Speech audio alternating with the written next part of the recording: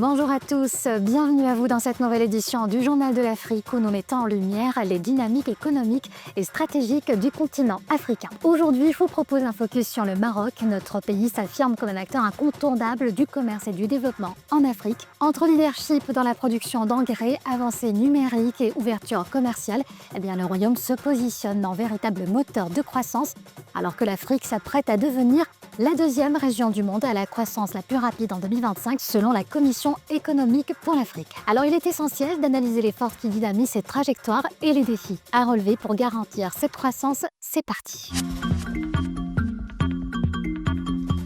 Le Maroc, un pilier économique en Afrique. Le rapport économique sur l'Afrique 2025, publié à l'occasion de la 57e session de la CEA ONU à Addis Abeba, met en avant plusieurs atouts du Maroc qui en font un partenaire stratégique au sein du continent. D'abord, il y a la production d'engrais avec les plus grandes réserves mondiales de phosphate et un rôle clé dans l'approvisionnement en engrais. Le Maroc contribue activement à la sécurité alimentaire africaine dans un contexte où l'agriculture reste un pilier économique pour de nombreux pays du continent. Cette position renforce l'importance du royaume dans la mise en place de solutions durables pour nourrir l'Afrique de demain. Autre secteur en plein essor, la connectivité numérique avec un taux de pénétration d'Internet atteignant 90%, l'un des plus élevés d'Afrique.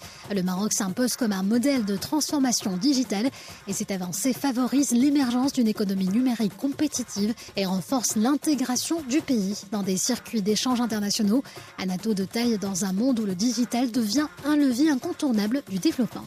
Enfin, la politique d'ouverture commerciale du Maroc est saluée par la CEA grâce à des accords de libre-échange et une stratégie proactive d'intégration économique. Le pays se classe parmi les économies africaines les plus connectées au commerce international, une position qui lui permet d'attirer les investissements étrangers et d'être un hub stratégique pour les échanges intercontinentaux. Si le Maroc illustre la capacité des pays africains à se positionner sur des secteurs clés, l'Afrique doit encore redoubler d'efforts pour atteindre les objectifs de développement durable.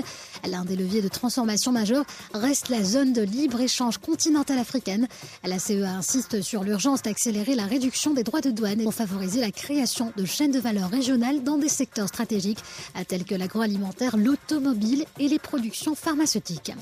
Autre enjeu clé, l'intégration du commerce numérique et des énergies renouvelables dans la ZLECAf. L'Afrique devra mobiliser près de 22 milliards de dollars d'investissement d'ici 2040 pour renforcer ces secteurs d'avenir.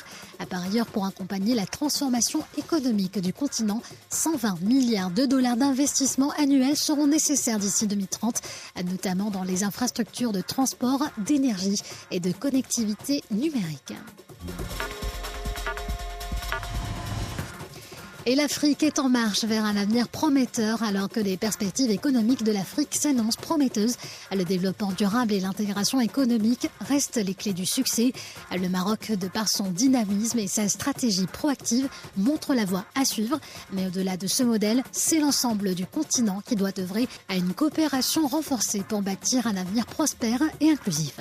L'Afrique est un continent d'opportunités, riche de son potentiel humain et de ses ressources. L'ambition et la résilience des économies africaines montrent que tout est possible et le mot d'ordre serait ensemble avançant vers une Afrique plus forte, connectée et compétitive sur la scène mondiale. Merci de nous avoir suivis pour cette nouvelle édition du Journal de l'Afrique. Je vous donne rendez-vous la semaine prochaine pour une nouvelle actualité économique du continent. Et rappelez-vous, c'est tous les matins sur Atlantique Radio.